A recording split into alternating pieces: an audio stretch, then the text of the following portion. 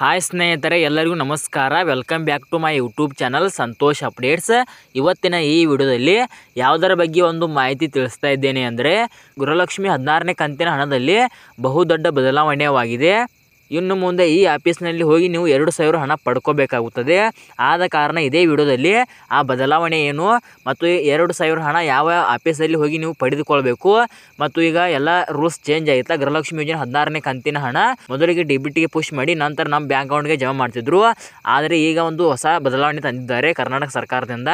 ಆದ ಕಾರಣ ಇದೇ ವಿಡಿಯೋದಲ್ಲಿ ಆ ಬದಲಾವಣೆ ಆಗಿದೆ ಅಥವಾ ಇಲ್ಲ ಮತ್ತು ಬದಲಾವಣೆ ಆಗಿದ್ದರೆ ಯಾವ ಆಫೀಸ್ನಲ್ಲಿ ಹೋಗಿ ನೀವು ಹಣ ಪಡೆದುಕೊಳ್ಬೇಕು ಅಥವಾ ನಿಮ್ಮ ಬ್ಯಾಂಕ್ ಅಕೌಂಟ್ಗೆ ಬರ್ತಾ ಅಥವಾ ನೀವೇ ಹೋಗಿ ಹಣ ಪಡೆದುಕೊಳ್ಬೇಕಾ ಹೇಗೆ ಎಂಬುದರ ಸಂಪೂರ್ಣ ಮಾಹಿತಿ ಇದೇ ವಿಡಿಯೋದಲ್ಲಿ ತಿಳಿಸಿಕೊಡುತ್ತೇನೆ.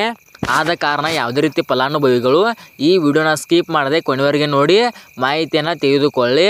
ಅದಕ್ಕಿಂತ ಮುಂಚೆ ಯಾರಾದರೂ ಮೊದಲನೇ ಬಾರಿಗೆ ನನ್ನ ಯೂಟ್ಯೂಬ್ ಚಾನಲ್ ನೋಡ್ತಿದ್ರೆ ಪ್ಲೀಸ್ ಹೊಸೊಬ್ಬರು ಯಾರೆಲ್ಲ ಸಬ್ಸ್ಕ್ರೈಬ್ ಮಾಡದೆ ನೋಡ್ತಿದ್ದೀರಾ ಪ್ರತಿಯೊಬ್ಬರು ನನ್ನ ಯೂಟ್ಯೂಬ್ ಚಾನಲ್ನ ಸಬ್ಸ್ಕ್ರೈಬ್ ಮಾಡ್ಕೊಳ್ಳಿ, ಹಾಗೆ ಸಪೋರ್ಟ್ ಮಾಡಿ ಸ್ನೇಹಿತರೆ. ಹಾಗಾದರೆ ಬನ್ನಿ ಇವತ್ತಿನ ಈ ವಿಡಿಯೋನ ಶುರು ಮಾಡೋಣ. ಇಲ್ಲಿ ನೋಡಿ ಸ್ನೇಹಿತರೆ, ಮೊದಲಿಗೆ ಗೃಹಲಕ್ಷ್ಮಿ ಯೋಜನೆ ಹಣ ಹೇಗೆ ಬರ್ತಾ ಇತ್ತು ಅಂದರೆ, ಮಹಿಳಾ ಮತ್ತು ಮಕ್ಕಳ ಕಲ್ಯಾಣ ಇಲಾಖೆಯಿಂದ ಡಿಬಿಟಿಗೆ ಪುಷ್ ಮಾಡಿ ನಿಮ್ಮ ಅಕೌಂಟ್ಗಳಿಗೆ ಜಮಾ ಮಾಡ್ತಾ ಇದ್ರು. ಆದರೆ ಈಗ ಸರ್ಕಾರ ಏನಂತ ಒಂದು ಆಲೋಚನೆ ಮಾಡ್ತಾ ಇದೆ ಅಂದರೆ, ಏನು ನಿಮ್ಮ ತಾಲೂಕು ಪಂಚಾಯಿತಿಯಲ್ಲಿ ಗೃಹಲಕ್ಷ್ಮಿ ಯೋಜನೆ ಹಣನ ನೀಡಿ ನಂತರ ನಿಮ್ಮ ಬ್ಯಾಂಕ್ ಅಕೌಂಟ್ಗೆ ತಾಲೂಕು ಪಂಚಾಯಿತಿಯಿಂದ ನಿಮ್ಮ ಬ್ಯಾಂಕ್ ಅಕೌಂಟ್ಗೆ ಟ್ರಾನ್ಸ್ಫರ್ ಮಾಡೋ ರೀತಿ ಒಂದು ಆಲೋಚನೆಯನ್ನು ಮಾಡ್ತಾ ಇದ್ದಾರೆ. ಹೌದು ಸ್ನೇಹಿತರೆ, ಏನು ಇದು ಮಹಿಳಾ ಮತ್ತು ಮಕ್ಕಳ ಕಲ್ಯಾಣ ಇಲಾಖೆಗೆ ಬಹುದೊಡ್ಡ ಹೊಡೆತ ಕೊಡ್ತಾ ಇದೆ ಅಂತೆ, ಅಂದರೆ ಜಾರಿಗೆ ಬಂದಿಲ್ಲ ಇದೆ ಅಂತೆ. ಆದ ಕಾರಣ ಈಗ ಸರ್ಕಾರ ಒಂದು ಆಲೋಚನೆ ಮಾಡ್ತಾ ಇದೆ. ಅದೇನೆಂದರೆ, ನಿಮ್ಮ ಹತ್ತಿರ ನಿಮ್ಮ ತಾಲೂಕು ಪಂಚಾಯಿತಿಯಲ್ಲಿ ಹಣ ವರ್ಗಾವಣೆ ಮಾಡಿ ನಂತರ ತಾಲೂಕು ಪಂಚಾಯಿತಿಯಿಂದ ನಿಮ್ಮ ಬ್ಯಾಂಕ್ ಅಕೌಂಟ್ಗೆ ಟ್ರಾನ್ಸ್ಫರ್ ಮಾಡುವ ರೀತಿ ಸರ್ಕಾರ ಒಂದು ಆಲೋಚನೆ ಮಾಡ್ತಾ ಇದೆ. ಇದು ಇನ್ನೂ ಕೂಡ ಏನು ಗೃಹಲಕ್ಷ್ಮಿ ಯೋಜನೆ 16ನೇ ಕಂತಿನ ಹಣ ಬರಬೇಕಾಗಿತ್ತು ನೋಡಿ, ಆ 16ನೇ ಕಂತಿನ ಹಣವನ್ನು ತಾಲೂಕು ಪಂಚಾಯತಿಯಿಂದ ನಿಮ್ಮ ಅಕೌಂಟ್ಗೆ ಹಾಕಿಲ್ಲ. ಇನ್ನೂ ಕೂಡ ಸರ್ಕಾರ ಆಲೋಚನೆ ಮಾಡ್ತಾ ಇದೆ ಅಂತೆ. ಈ ರೀತಿ ಮಾಡಿದರೆ ಮಹಿಳಾ ಮತ್ತು ಮಕ್ಕಳ ಕಲ್ಯಾಣ ಇಲಾಖೆಗೆ ಕೂಡ ಸ್ವಲ್ಪ ಕೆಲಸ ಕಮ್ಮಿ ಆಗುತ್ತದೆ. ಆದ ಕಾರಣ ಕೆಲಸದ ಒತ್ತಡದಿಂದ ನಾವು ಈ ರೀತಿಯಾಗಿ ಮಾಡ್ತಾ ಇದ್ದೇವೆ. ನಿಮಗೆ ಏನು ಫಲಾನುಭವಿಗಳಿಗೆ ಅಂದರೆ ಜನರಿಗೆ ಅನುಕೂಲವಾದರೆ ಮಾತ್ರ ನಾವು ಗೃಹಲಕ್ಷ್ಮಿ ಯೋಜನೆ ಹಣ ಇನ್ನು ಮುಂದೆ ತಾಲೂಕು ಪಂಚಾಯತಿಯಲ್ಲಿ ಹಣ ನೀಡ್ತೇವೆ ಅಂತ ಸರ್ಕಾರದಿಂದ ಒಂದು ಮಾಹಿತಿ ನೀಡ್ತಾ ಇದೆ.